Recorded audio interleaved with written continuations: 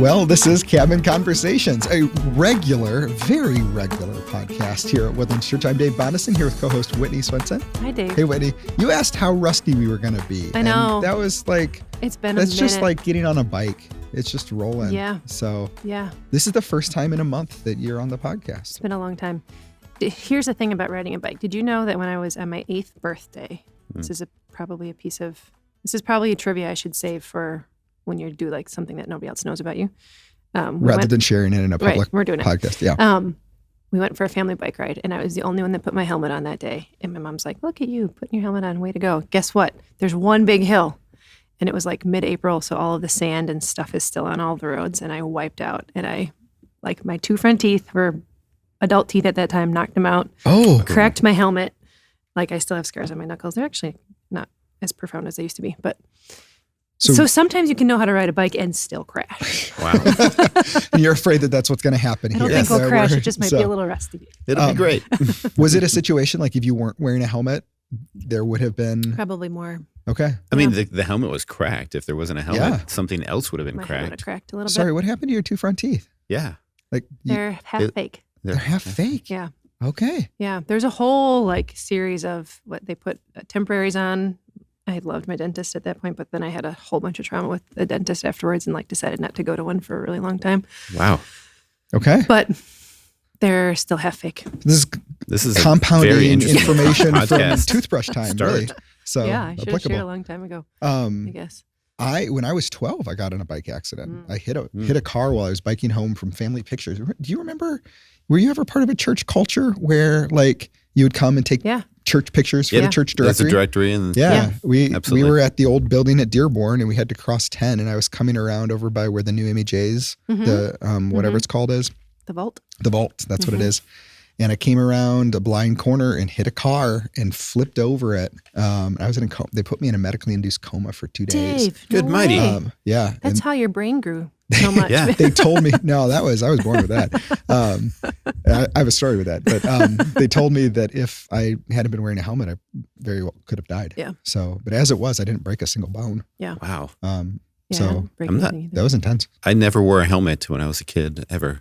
I rarely did. So I think that was the comment. My mom was like, "Whoa, look at you." So my helmet. Dad took my bike, and it had a steel front wheel that got bent in half because I hit the side, and he mounted it in our garage. And to this day, I have it. He put hooks on it. And that's where we hang our helmets. So what a smart father. You better believe my kids wear their helmets. They know. Yeah. They know. Yeah. I have too much lived experience. Yeah. No, when I was a kid, doctors thought I had hydrocephalus, like a swollen head, and they almost didn't medically clear me to go to China. I'm sorry. When my family went to I'm go not be sure why that missionaries. was so hilarious for me. You have a medical condition of a big head. Yeah. So it's just Dave. So there you go. Wow. Anyway, we're back. Wow. We're not rusty at all. We're not rusty. We're not rusty. No. Our holy guest is John Uden. So first podcast in 2026. Yep. Yeah. Which is really exciting. And jumping in. Are you used to writing 2026 and things yet? I don't think I've messed up quite yet. I don't think I have either. No. It's coming. It'll get you in February. Probably. Yeah. 2026 feels right for some reason. It felt really weird leading up to it. Now it's like, no, we're here. Okay. We're here. I think it's partially because I've been doing some planning and I keep writing 2027 and I'm like, how in the world is that coming up? It's right around the corner. We're going to be talking about 2030 before we know it. Yes, we will. And that's wild. And that's the year my daughter graduates from high school. She's class of 2030. Oh. Is that right? Can that be right? We're in 2026. I don't think that's right. 2026. Yeah. 27, 8, 9, 10. 2026. No, 32. No, I think you're... Because she's an 8th, right? She's 32. 31. One? Because Eden I think, is 30. So okay. 2030. Yeah. She's going to be a super senior there. Anyway, we have a question for John. I have all kinds of questions. This is for both of you. You both have to respond. And there's no other preempt than just this or that. This or that. Quiet or loud? Quiet. Loud. Paper or digital? Paper. Digital. Well, what? In exactly. what context? Books?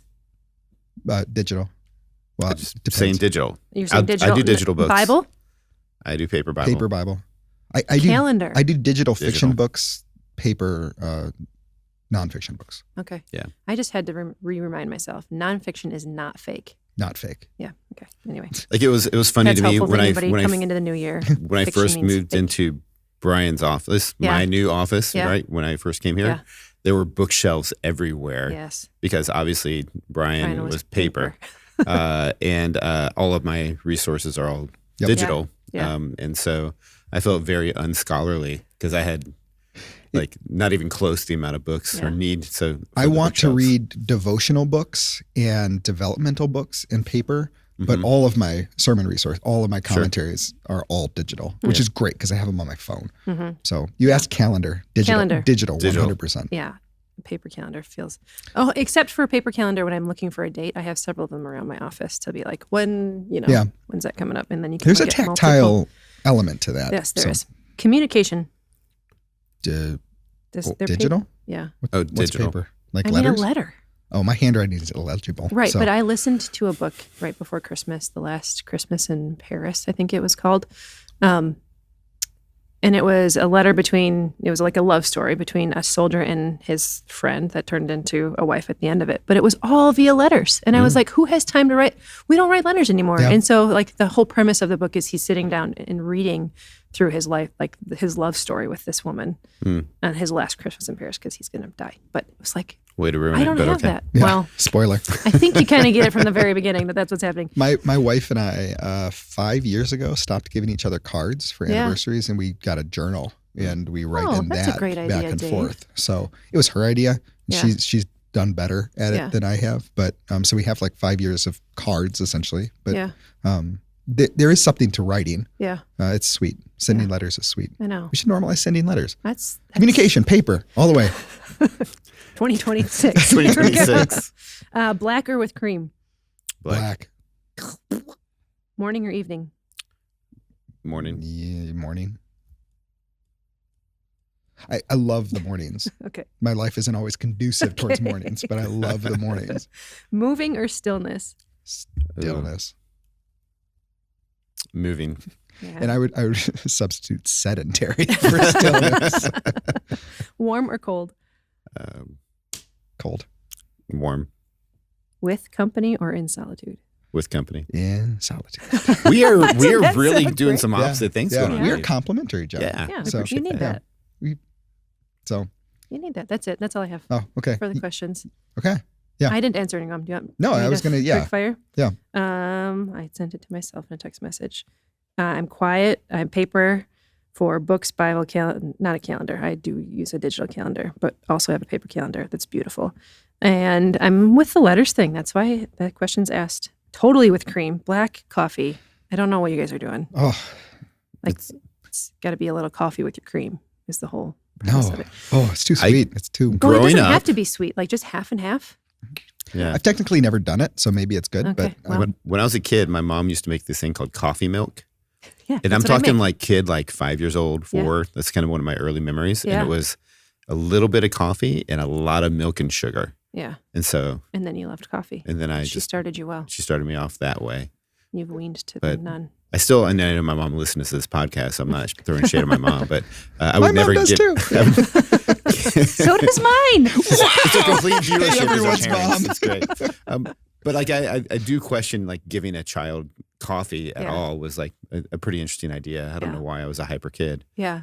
growing up. So Who knows? Like, my parents a lot of only energy. drank black coffee. And so that's the only way I knew that it was. Yeah. I remember we'd go on a road trip and they'd bring a thermos of it and it stunk up the car and I'd get a headache as a kid. Like, ugh, I hate this stuff. But I just assumed when I started drinking coffee, I'd drink it black. And I do. Yeah. Thanks, Mom. So well, raise them right. there's more ways than one to drink coffee. Whoop. Morning or evening? I want to be a morning person. I think my body's more naturally geared towards the evening, but because of just cultural schedules, I think I have to say morning. Stillness, I would actually prefer cold. Even though I'm cold all the time, I like the fact that in cold weather, you can warm up. You can bundle up. You can. I do not like it the other way around when it's so hot that you can't, there's no way to figure out how to cool down. Mm-hmm. And solitude. It depends. With company, I can kind of ride that line. Depends on how much company I've had. Sure. And then, And or how who much the solitude company I've is. had. Yeah. So sure. that makes a lot of sense. Yeah, I read that line. So that's it. Hey, let's back up because we started Acts, but before that, we got a New Year situation, and we had in All of Life, for All of Life, a panel discussion, right, where we talked a little bit about, especially spiritual disciplines in different seasons and practices and things like that. And we're all in similar seasons of life, but are there any spiritual practices or disciplines? And I guess it don't have to be spiritual either. Are there any practices or disciplines? I'm not going to say resolutions, but directions, ins or outs for 2026 that you both are thinking of? Ooh, ins or outs is a good way to say it. Yeah, that's a way. That's something my wife did last year, 2025 ins and outs. And it's something that Quick Trip did this year. Okay, Quick Trip is coming on board. So they're coming online. They're trendy. Quick Trip, their social accounts are actually pretty funny. So. This was it's a New Year's question. So I think resolutions is like the main one that people ask. And as I was processing that with my walking friend, Kelly, it's like, you know what? Part of this reflecting on life is that change comes slowly. And I feel like resolutions are always this like, I'm going to change the world by working out for 30 minutes every morning from here until I die. And then you get 3 days in and you're like, oh, that's not sustainable. Whoopsie. So as she was refining me, and like I was kind of like, whatever, resolutions. But then she's like, but you also need to know where you're going and like aim well. And if you're getting off track, you need to know that and how to like get yourself back on track. So that was a helpful just framing for me to think about. Change is necessary. You want to change, and it's okay to say it's going to take some time and be slow for most things. And then to like, how do you get back on track? Or how do you even recognize when you're kind of veering off? Part of our conversations in the car lately have been Sabbath keeping as a family. And what does it actually look like to delight in God and to delight in one another and to enjoy one another and being around the table with our family, like for a good meal or with other people, extending that wider. It's going to be part of we're going to have an intentional Sabbath keeping year because we're not very good at it. I'm excited to hear how that goes. I am too. So yeah, that's something hopefully maybe we can process as we go forward. Not in any sense of pressure or anything like that. No, but, positive pressure, if anything, right? Yeah, and I think I love hearing stories of how people are learning and adjusting and adapting and all of those things. So last year I started talking about directions and targets rather than resolutions or even goals. That I don't want to have SMART goals seem so rigid sometimes. Yeah, I agree. And you'll hear me talk about those things at different times, but what direction am I taking and what targets along the way would show that I'm actually moving in that direction, which is a little different. So I know this year, I want to do a lot less, how do I say structured? I've been a Woodlands in the Word guy for a while, and I want to do a lot less structured, like one chapter a day, and just more like I'm reading however much I want. And I think I should be pretty doable to read through the Old Testament twice. I want to sit in the Old Testament again. I haven't been there in a long time. So, but just, so those are kind of those targets of the direction is just to read it's not unstructured because it'll be Genesis through Malachi, but it's not three chapters a day or something like that. Kind of like it'll kind of flow with what you have available. Yeah, so some days I'll read one chapter and some days I'll read 5 and different things like that. And the targets then would be those twice. Yeah. So we'll see. We'll see what happens there. So. I think in my world, there's quite a few things that are just still shifting and changing in family stuff. And so I think I'm looking forward to actually finding a place to find structure and letting that be a little bit more stabilizing for me personally. And so things like, literally checking the things off the list and, having particular meetings. I have a discipleship life group at DLG that I meet with on Wednesday mornings. That's really a lot of fun to invest in couple guys. And so I think there's some structure. I actually want to create a little bit more structure this year than we've had in the last 2 years. And that's also because there's a lot of change happening. And I feel like I want something to hang on to while there's a lot of change still happening. Yeah. You're going to be in a season with your kids for the next couple of years where they're graduating or just kind of moving through those different seasons and stages. Yep. We have that. Catherine's just started a new job. Sure. And, I have a freshman that'll be going to SPASH next year. That's going to feel like a big change. Eden, still doing college, is starting to normalize, but Annie's going to be actually leaving the house and going to college this year. So that's going to be a big deal. So there's a lot of change. 2026 is going to be Wyatt won't be in elementary school. Wyatt won't be in an elementary school that's kid. across the street from our house. And so there's just a lot of change happening this year. So I want some stakes that create some stability. Some handholds. That I can, things can get crazy, but I have these things. Yeah. So that includes, time of the word, but also just even physical health. And Are you thinking daily things or weekly things or? More thinking like weekly. Yeah. That give me space. Yeah. So we're pretty good with the Sabbath. We take some good rhythms of rest and good with What does rest. it look like for your family? For our family, give me some things to give me some handholds. I mean, we're pretty good about Friday or Saturday. Okay. It kind of depends. If we have something that's happening on Saturday, like right now with wrestling season, Saturdays are getting kind of gobbled up. But Friday will be more restful this go around. Is that then just you and Catherine more on Friday, or does it? It has been until this new change that she's started her role. So it'll be a little bit different. Yeah, that'll be. I don't know what that feels like. I haven't actually done it yet. Yeah. Okay. For the first time, and I can't remember how long, I might actually be at the house by myself. Ooh. Wow. To do what? Yeah. Yeah. What will that be like? That happened for like 2 hours over Christmas break, where I was by myself, and I was like, what do I do? I got so excited. I just read a book. Early this year when my kids actually were going to school, and we keep changing where they are and what they're doing, but we would have Fridays. Heather and I had Fridays multiple times by ourselves at home. And it was like, what in the world? Yeah, that's what Catherine and I had all last year. Yeah. And it was sweet. That's super sweet. It was a date lunches and we get to talk through things or just rest and relax. And then the kids came home from school and it was like, oh, okay. Date's done. I was so thankful. I kept, the line, and Mom and Dad can hardly wait for school to start again. Yeah. I kept that in mind and just like fought against it this whole Christmas break, and was so delighted to actually have moments of just really enjoying being around my kids. It's chaotic and crazy and noise and all of that stuff. But I was proud of myself for feeling that at different times. It was good. I do feel like having a large family has its own challenges, and having a single child has its own challenges. But that is one thing, that line, I was always like, that is not true, Sophie. Don't let this song lie to you. We never want you to leave. Like, we want school vacation to go forever. So, okay. Different stages and seasons. She's like, I want to go back to school. Get me out of here. Oh, yeah. Yeah.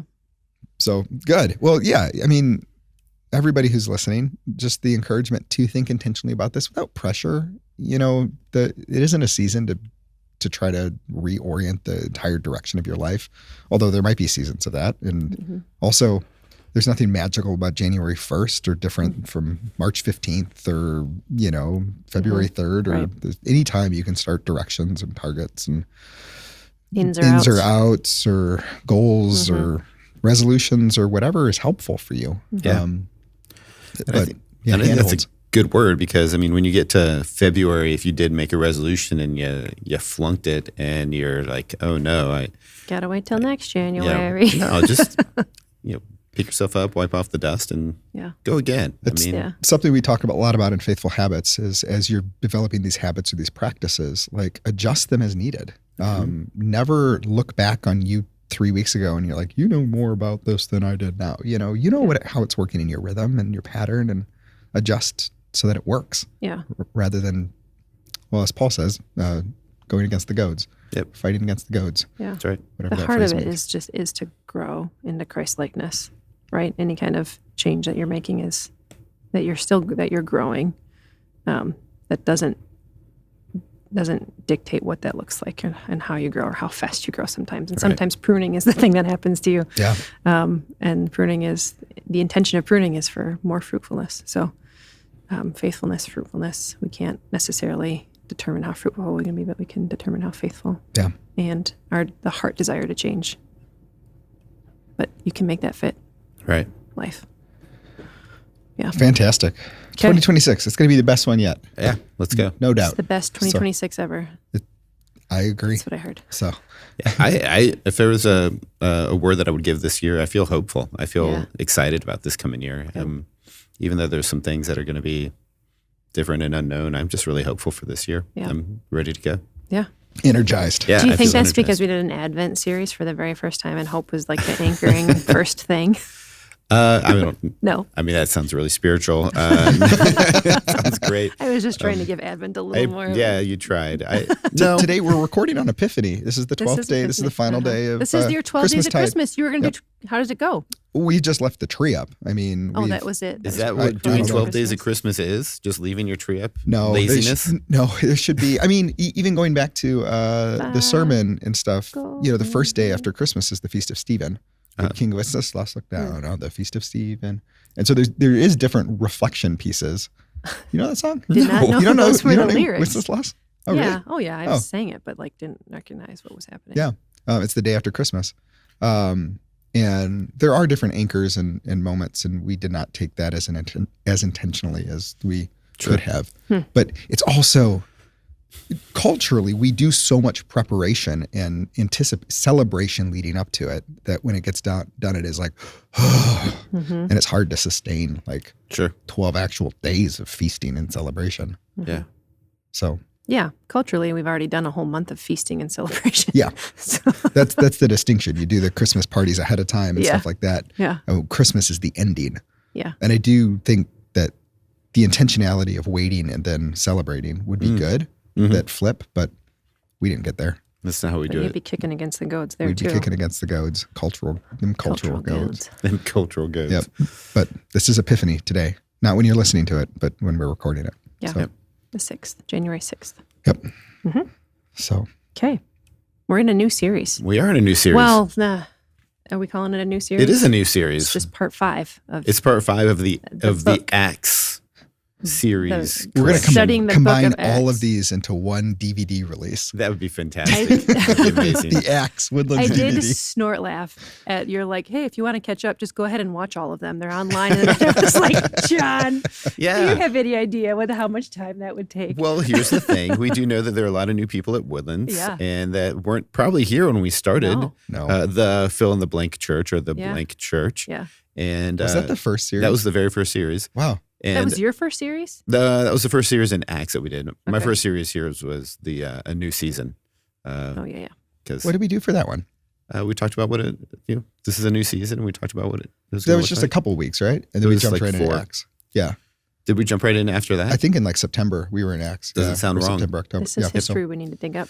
Yeah. So the blank church was our first one, and that was a nice bumper. Getting Stevie did a great job right for that away. one. So that's why I was like, this is the first one, because it was kind of edgy. Yeah. What do we think of when we think of the blank church? Are we the devoted church? Are we the ignited church? Yep. A church that's the inauthentic church, the fake church, the liberal church. We didn't go there. No, I know, but that was part of the. Yeah. There's a lot of things that people think of when they think of what church is, and this is what Acts calls us to be as church, right? Is devoted and those sort of things. The ministering church. We had all those things. Church. The healing church. I love the book of Acts because of this, because I think it brings us back to our roots of a precious time in the history of the church. So I love the Acts series. I also think it gives us a lot of foundation to think about when we start to move from here. In the future series, I'm sure we'll do epistles and things like that. It kind of gives a little bit of a frame of reference of where some of these were actually written. Yep. And for the general people in the church, we don't always know the historical, this was written when Paul was on the road to Rome, or when he was hanging out in Ephesus, or what have you. And so in my mind, educationally for the body, it was important for me to give a context for the New Testament by teaching the book of Acts. And so I'm genuinely excited to finish it, not because I'm ready to be finished. I actually really would love to do it again, and that's not going to happen for a long time. Dave's like, nope. But we now have them on video, and people can go back and just watch them. Yeah. So I did snort laugh at that because, like, how many? That's probably 40 hours, probably, of video. Easily. I think probably 40 sermons on it, right? Yeah. Mm-hmm. Yeah, because some of these chapters are broken into bits and pieces. So I was like, the curriculum brain of me started turning on, and I'm like, okay, so if we know, what was it, Acts 1 through 6, 7? Something like that, yeah. To even have, like, read Acts 1 through 6, and knowing that the series title was The Blank Church, just, like, read through the first 6 chapters and see how many different things you can come up with of what the church looks like. Ooh. Could be, get yourself caught up in Acts without having to commit to 40 hours of watching sermons. Sure. Just do that for all the different series that we've done. Yep. Like, read through it, and I don't know. I will have something ready for the sermon curriculum. Sounds fun. Something will pop So in. we had the blank church, and then next we had. We're not going to be able to do this. I'm not going to be able to do this. Church on the Move. Church on the Move. Was that the second one? Or? Yep. That was the second one because that's when, after the blank church, you so started. it was after Stephen, right? That's where we ended the first time. Until you have Church on and the then Move. we tried to name the 4th series Church on the Move, too, until we realized that that's what we had named That's the what we second named one. the second one. Then we had The Next Right Thing was another one. That was Paul just doing the next. Planting came before that. Yep, we have Planting. And then the next right thing. And then the next right thing. Because that was Paul's 3rd missionary journey. Second he was and just third. doing the next right thing. Yep. So, yep. And then here you have The Long Road. the long road. And this particular sermon was kind of interesting because it's a lot of travel. Journey to the starting line. And you have these different places that he goes to, and places we don't really have, at least the American geographical brain doesn't really know where these places are. And so you have at least this travel that Paul takes that's really not even the long road that he's going to travel yet. He's going to the starting line of the long road. And I think it's an opportunity for us to think about what it does look like to be resolved in what God's called us to do. Because you get a sense even in Acts 21, or at least 20, when he's talking to the elders, like he's going to hardship. And earlier in Acts, and he has these moments where he's prays like, God, would you protect me from persecution? And here he knows he's going towards it and is assured of it. It actually says reminded in every town that he goes in that he's going to be persecuted and imprisoned. And yet he still walks to the starting line of this long road. It's the resolve. Yeah. In studying Acts, especially when we think about Paul, I think we kind of still look at him as this, almost Herculean figure that could do anything and endured all these hardships, and he talks about it. But he's just a dude, he's just a guy, and yet he goes and walks with this steady resolve, even up to the point where his friends are begging him not to go. And so the question that just kept entering into my mind is, well, I want that type of resolve in my relationship with the Lord. Like whatever you call me to do, God, I want to do that. But where do you find that? How do we get that? Because I don't think that's something that I can have in my own self. Like it's not like be bigger, faster, stronger, more courageous. It's no. Where does that really, really come from? I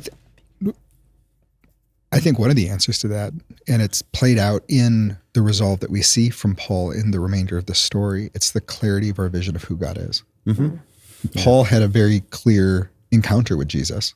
And I think the majority of the highest resolution characters that we see in Scripture have that vision. Isaiah. And we sang the Isaiah 6 song.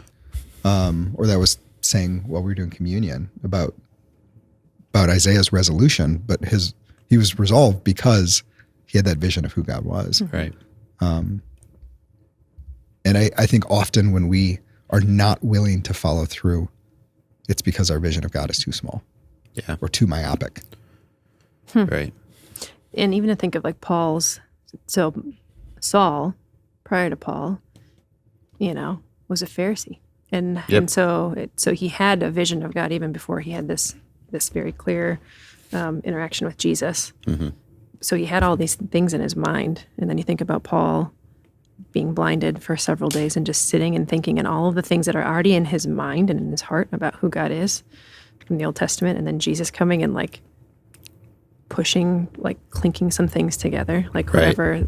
What's this game called? Tetris. Yep. Tetris. Yep. Like, it just feels like things might have been just like off here, and then all of a sudden everything just kind of does this. And so back to this like very clear vision of who God was. He thought he had a very clear vision, and then Jesus becomes this pivot point where things click into place and make sense. Right. And so it's not just God, it's this person of Jesus too, and who he was and what he's doing. I think that for Paul in particular. So that was even a question as you were talking about it on Sunday of how do he's got incredible resolve.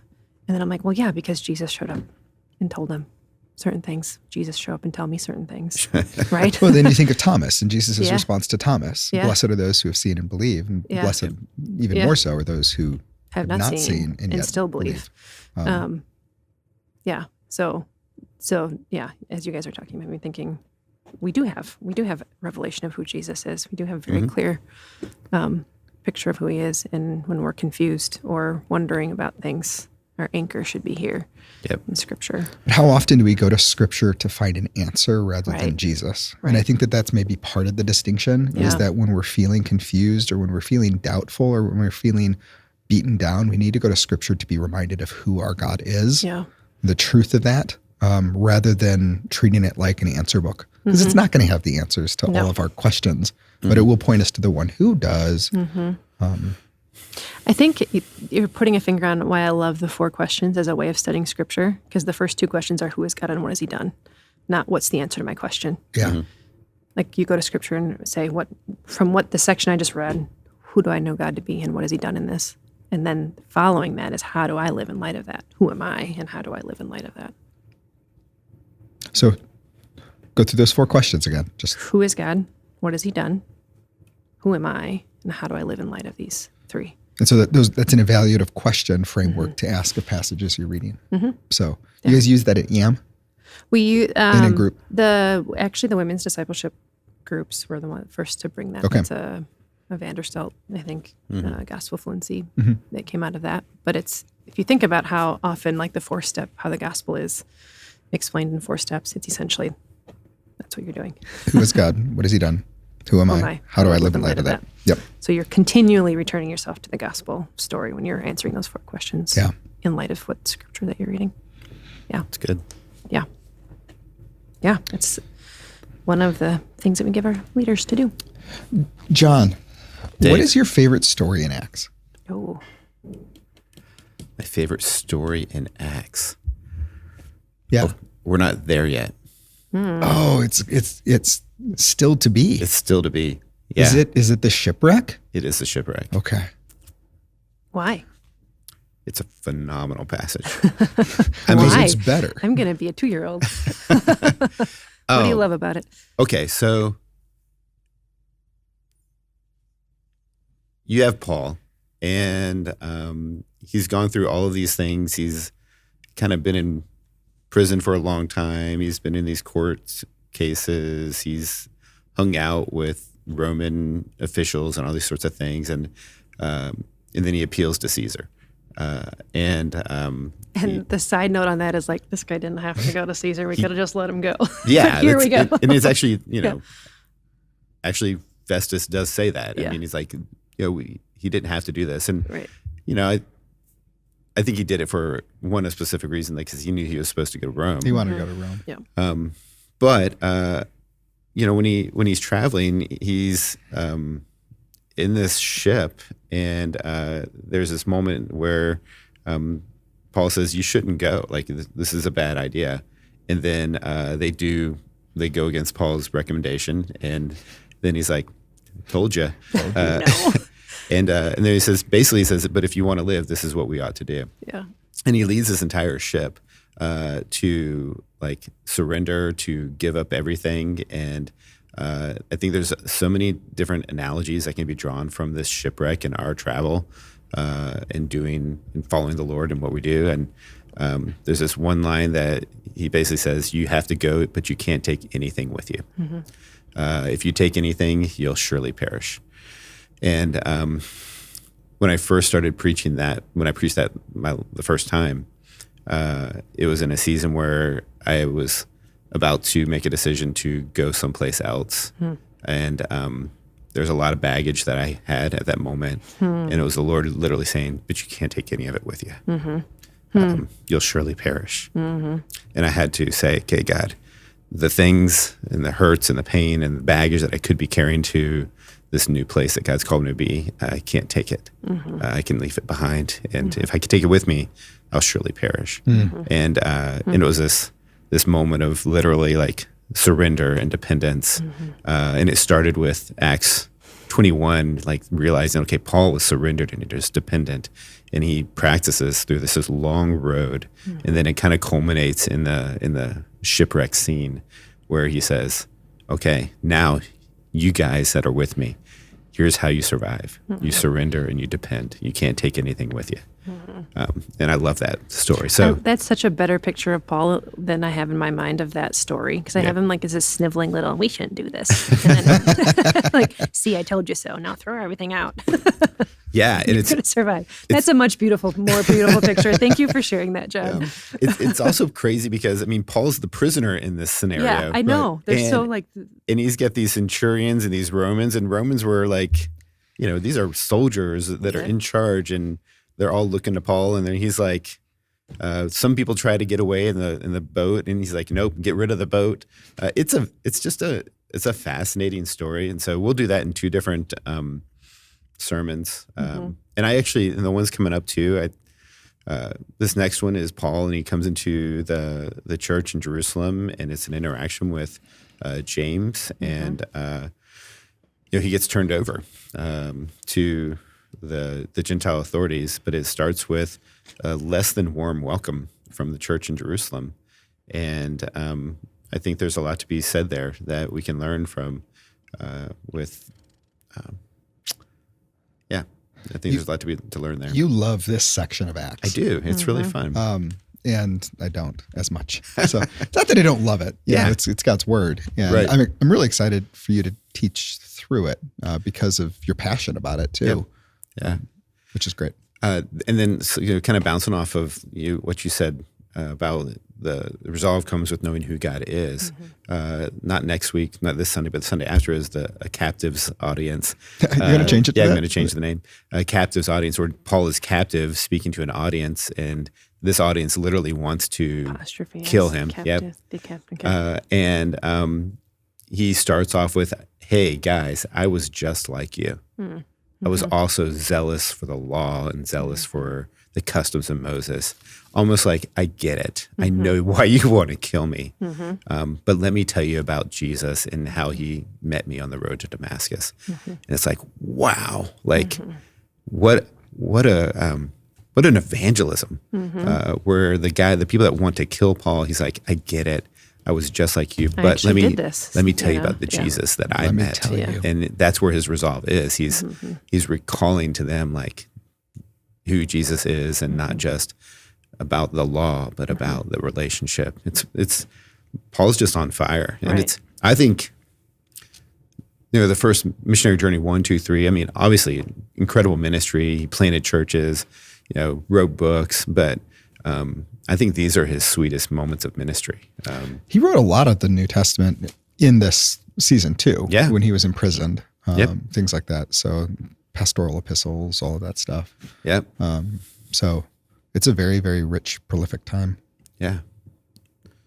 Yeah, it's a long road, and his aim is Rome, But it's not just that. It's what he's doing along the way. And it's like any time he gets an audience.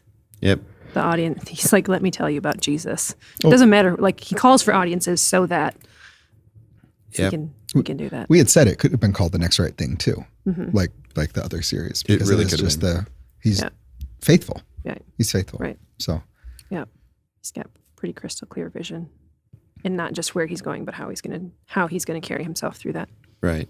Well, even the how. Not like how. What he'll embody as he goes through that, not that he's carrying himself. He's very much carried by the Spirit. Because where he's going is he just kind of trusts that God is going to get him there. Yeah. So he knows he's going to Jerusalem, how but he's we going to might get there. do this as we go there. Yeah. Yeah. Or pause here for 2 years in somebody's prison. And while he's doing it, he's faithful. Yeah. So, yeah. Do you have example. a favorite X story? Yeah. You started that with John? Yeah.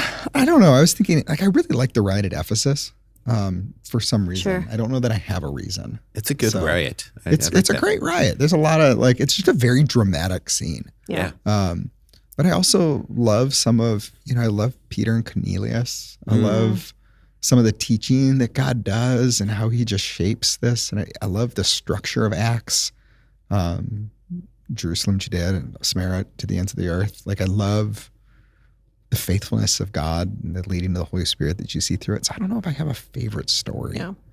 How about you?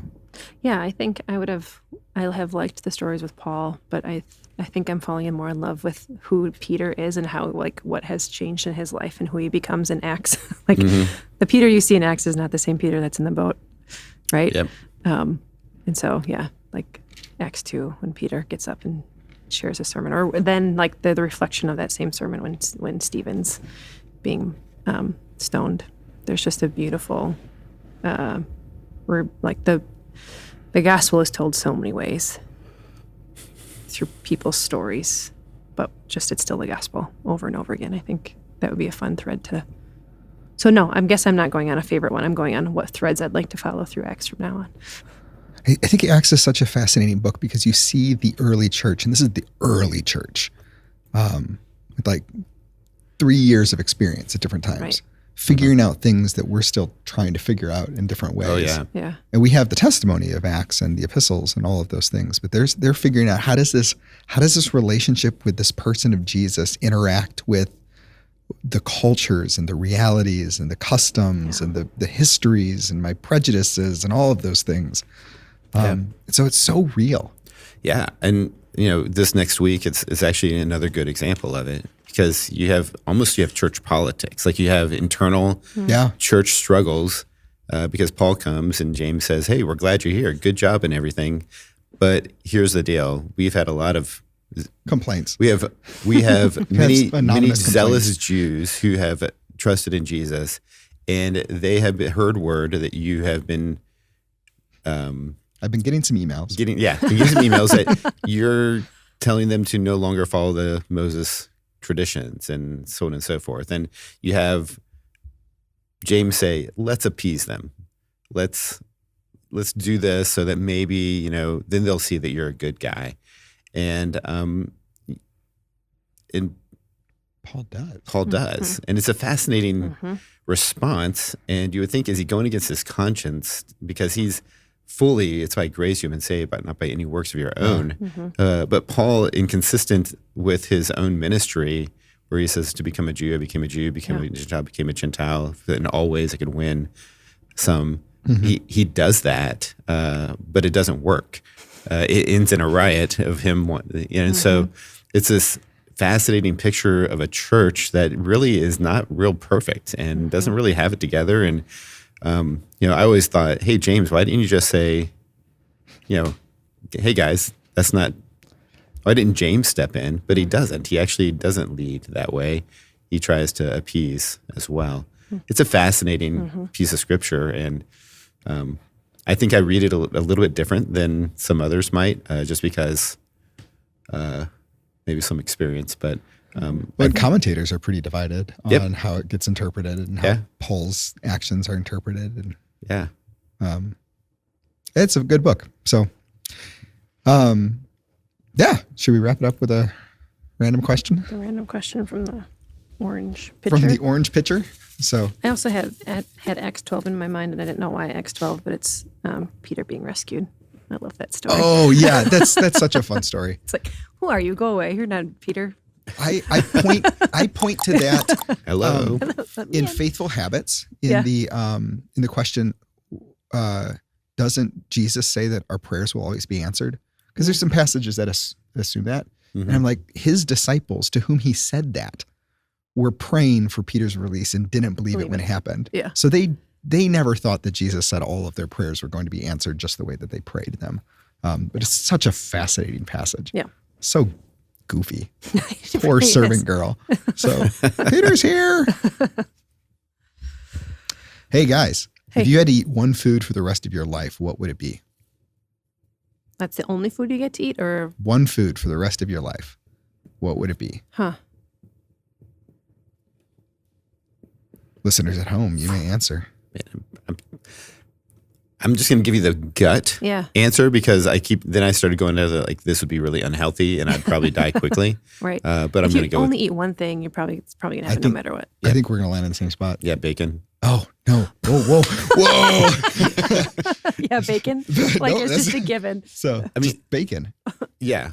Or I would go sushi, but sushi is a little bit of a broader topic. I would That'd be go. like I would saying go a broader barbecue. topic. Yeah. Then I would go you can sushi. go broad. I mean, sushi isn't broad. It's a Right. food. It's a discrete food. Okay. So, but you can have different flavors and things. I was going to go pizza. Oh. Yeah. So, But if it's really Nice. specific, I'm going to go bacon. Die a quick death. Heart congestion. quick, happy, fat. Yeah. I was gonna say milk because it can make so many different things. If you had like, So practical of you. I know, and I then think potato's not a bad choice in that case. but then also if like it's flour, sourdough, it like the fact Wait. that flour combined with water and whatever's floating in the air makes a bread is mind blowing. You're going really practical. I know, Yeah, really but bread is pragmatic. really good. And also, we're not saying what This actually has to happen. ingredient would you want. I mean, because there's bread. Yeah, soup. Then I would choose soup. So If you Yeah, can you would- choose you sushi, swallow I about choose as soup. broad That's as fair. you. I'll go with that. Do you consider chili a soup? Yes. Not a stew? All of a sudden, everything is soup, man. You don't you don't have a distinction between soup and stew. Chili is not a soup. Chili is like chili. The distinction I've heard is that soup is 70% liquid, 30% stuff. Chili Sure. is 70% stuff, 30% liquid. Stew feels Stew. yeah. Yeah. So I'm And chili's a the way stew. I make soup is like more like 50-50. Like there's a lot of stuff. Okay. It's not. We're going to Yeah. have a French onion soup maybe for dinner tonight. See, soup. Isn't that a good I idea? I do like a good It's a good soup. soup day. So, yeah. Yeah. Tu- Do you have another Tuesday. question, or So- is that just Soup for the it? rest No, of your that life? was- I mean, that was was- it. I think bacon. I eat bacon for breakfast on Saturdays. What's your favorite way to procrastinate? Favorite way to procrastinate? I have one. Okay, what is it? Puttering.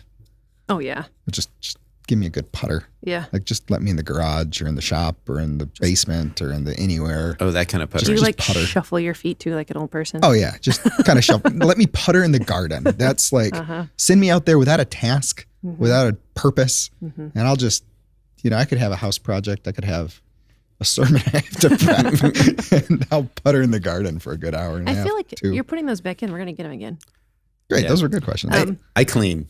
Yeah. You clean. I just clean stuff. I just What clean. a productive procrastinator. Right. I don't think it's my favorite, but I do. That's a very easy switch for me to flip to if Yeah. I'm procrastinating Because it something. feels like you're being productive and Yeah. you're doing something, but you're not really doing You're the not thing doing you the need thing to be that's doing. on your shoulders to Yeah. take Yep. off. Yeah. Yep. That's good. Yep. So- I do think puttering, if it's like something to write or like you're preparing a message of some kind, puttering for me is like a mulling. Yeah. It's like keeping myself busy and my like my hands not really having to think about much. I'm able to like mull You can kind of process some in things. my mind. I need a better system where I can capture thoughts Yes. while puttering. 'Cause they're I've gone. had some fantastic, even like Yeah. ministry. Uh-huh. Like, this church would be so much better if I had captured everything. Right. I'm just kidding. But so many just like, Yeah. oh, we should do that. And then what was that? Yeah. So You need to record it on your phone or something like something that. like that. Yeah. So, yep. Hey, well, this has been Kevin Conversations. Yeah. Again. We hope that we have another regular podcast soon. Yeah, soon. Check back soon. So, all right. It's good being with you guys and look forward to doing it again. John, we'll see you Yeah. again next month. You betcha. Just like Okay. riding a bike. Bye, guys. Hey, we didn't crash. Bye.